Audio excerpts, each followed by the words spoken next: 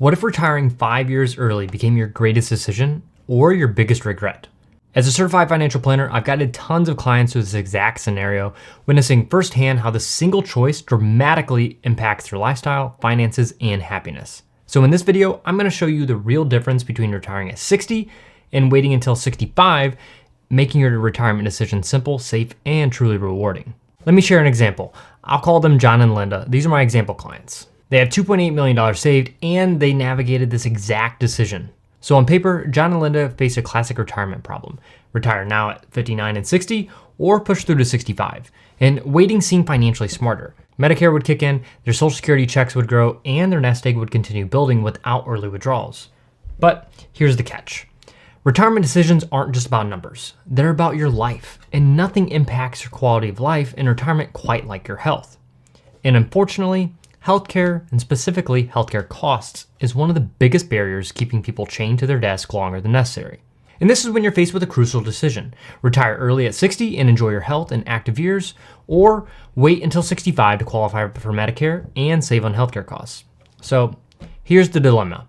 Retiring at 60 means they'll have to bridge 5 years of healthcare expenses before Medicare kicks in. For John and Linda, this could cost roughly $15,000 per year, totaling around $75,000 for all 5 years. And on the other hand, waiting until 65 drastically cuts healthcare costs, but it also means risking their health and vitality in the final stressful years of their work. So let me share a quick story about a client who faced this exact choice. He and his wife had saved plenty of money, but he kept delaying retirement solely to reach Medicare eligibility and avoid those crazy high healthcare costs. I mean, $15,000, come on. Tragically, at 62, he suffered a stroke. And the stress of his job and the endless waiting took its toll. And he never got to experience the retirement he'd envisioned. The travel, the family time, the relaxation. He spent his remaining years dealing with health issues instead of enjoying the life he'd worked so hard to build. So this example highlights the hidden cost of delaying retirement. Your health. Waiting too long can mean trading your best and healthiest years for financial savings that you may never truly enjoy. So how can John and Linda, and more importantly, how can you make the best decision about when to retire and about your healthcare? First, get clear on the cost. If you're retiring early, factor in a healthcare bridge, $75,000 in John and Linda's case, and then look carefully at your savings and your retirement plan. Could your portfolio comfortably absorb that expense, giving you the freedom to retire early and protect your health? Now that we've tackled healthcare, let's explore another key decision that often keeps people from confidently pulling the retirement trigger: Social Security timing. One of the biggest uncertainties retirees face is deciding when to start claiming Social Security. Do you take money as soon as possible, at 62, or wait until your full retirement age, or even later to get a bigger monthly check? Now, I often talk to people who have already claimed Social Security at 62, thinking that guaranteed income right away is the answer to their retirement worries. But here's the thing. For most people, claiming Social Security too early is actually one of the biggest financial mistakes that they can make. So let's take a look at John and Linda again. If they claim Social Security early at age 62, their monthly checks will be permanently reduced. But if they wait until full retirement age, around 66 or 67, they can boost their retirement monthly benefits by roughly 15 to 20%. Now, that's a significant difference every single month for the rest of their lives. But here's the thing. By waiting, they're also giving up several years of smaller checks that they could have started receiving earlier. So what's the right choice? To answer this, we run what's called a break-even analysis. And the math clearly shows if they wait until full retirement age, they need to reach their mid-70s before they can catch up and come out ahead financially. And after that point, they'd be better off every month compared to taking benefits early. So how can you apply this insight to your own retirement decision? First, think honestly about your health, your family's longevity, and your financial needs. If you're in great health and you have a history of living past 75, delaying Social Security until full retirement age or even until age 70 could significantly boost your lifetime income. Second, use tools to simplify this decision. Websites like Maximize My Social Security, which cost about $49, can quickly run personalized calculations for you. Or better yet, talk to your financial advisor. They should be able to help you run these numbers and clearly show you the best path forward. But if you want to try out Right Capital for yourself, which is my financial planning software, my link is in the description. Bottom line, don't rush into claiming Social Security without running the math. By carefully timing your benefits, you can secure a stronger, more confident retirement and ensure that you're making the most of every dollar that you've earned. So now Social Security alone won't solve your retirement income puzzle. You'll still need to figure out exactly how and when to spend on your investments. One of the biggest worries retirees bring to me is this: what's the best withdrawal strategy and will my money last? Well, let's start by looking at John and Linda. They built a solid $2.8 million portfolio, and at first glance, it might seem safer for them to keep working and let their investments grow, maybe reaching $3.4 million or more. But even that bigger number might not be enough if they're following a generic cookie-cutter retirement plan. And why? Because a standard plan doesn't factor in their unique goals, like helping their kids buy homes, funding their grandchildren's education, or traveling extensively. But what if John and Linda retired today, right now, with their current $2.8 million? Could they still comfortably achieve these goals? Yeah, more than likely, if they use a personalized withdrawal strategy like the guardrail method. So here's the difference clearly laid out. So with the generic strategy, it's going to force them to delay retirement and still struggle to meet their goals, because it's going to assume that their spending is going to remain the same throughout their entire retirement. But surprise, it won't. And so you're going to receive a 56% probability of success. And what are you going to think? You're going to say, oh, I'm going to hold back on that. But then we look at a personalized guardrail strategy, where this allows them to retire immediately, because adjusting their spending based on their portfolio's performance will ensure that they can have their money last throughout retirement. So which one would you choose? Because this example highlights a critical truth. Retirement isn't about hitting a magic number. It's about having a personalized, clear plan tailored to your life. So how can you figure out if your portfolio will support your lifestyle? Well, first, you need to get crystal clear on your expenses, not just rough guesses, but your real actual spending.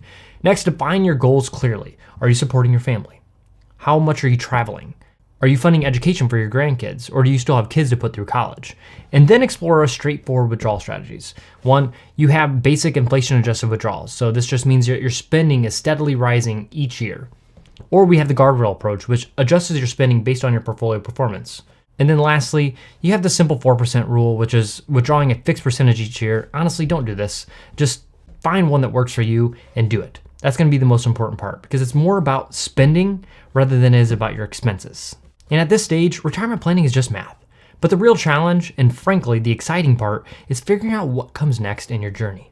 Because retirement isn't just about how long your money lasts. It's about how long you last and how fully you live. So let's bring it back to John and Linda's story. John has a family history of heart disease, and his dad passed away at 74. And Linda's mother struggled with early dementia. Suddenly, waiting another 5 years for retirement isn't just about money. It meant potentially missing out on their best, healthiest years. And those precious years when they could still hike mountains, travel abroad, and truly enjoy their freedom together. And this realization changed everything. So instead of endlessly crunching numbers and worrying if they had enough, John and Linda could decide to make their current savings enough. They can see clearly that their most valuable asset was time.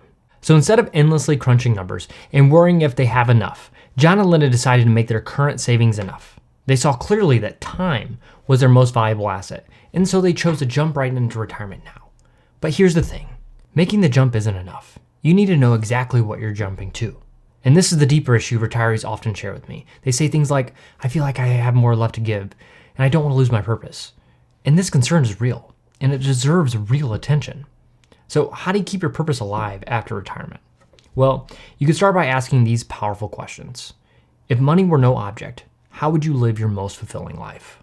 Number 2, if you knew you only had 5 to 10 healthy years left, how would you spend that precious time? And if you just had 1 day left, what would you regret not doing, being, or completing? And answering these questions, honestly, will reveal what truly matters to you. And once you have that clarity, focus on those priorities. And then intentionally build your retirement around them. Actually map out your ideal day, your ideal week, filled with people, experiences, and activities that give your life meaning and joy. Because retirement isn't just about leaving work behind. It's about stepping forward into the life of purpose. Now let me share a key insight that most people overlook, because retirement doesn't have to be an on and off switch. So instead, think of it as a dial, one that you can adjust gradually. And you don't have to choose between full-time work and full-time retirement. There's a whole spectrum of possibilities. For example, many of my clients ease into retirement gradually, potentially doing consulting, maybe part-time, just 10 to 15 hours a week, or negotiating a phased retirement plan with their current employer, or maybe even turning a beloved hobby into a modest income stream. I know one client that wants to really bake cakes. So this kind of flexibility is something that most people don't even consider, but it often leads to the best outcomes financially and emotionally, because it removes the pressure of an abrupt transition and lets you ease comfortably into your new lifestyle. So how can you apply this idea? Well, start by considering what skills or passions could you leverage part-time? Could your current employer offer a phased retirement? Or is there a hobby or interest that could become a small, enjoyable income source?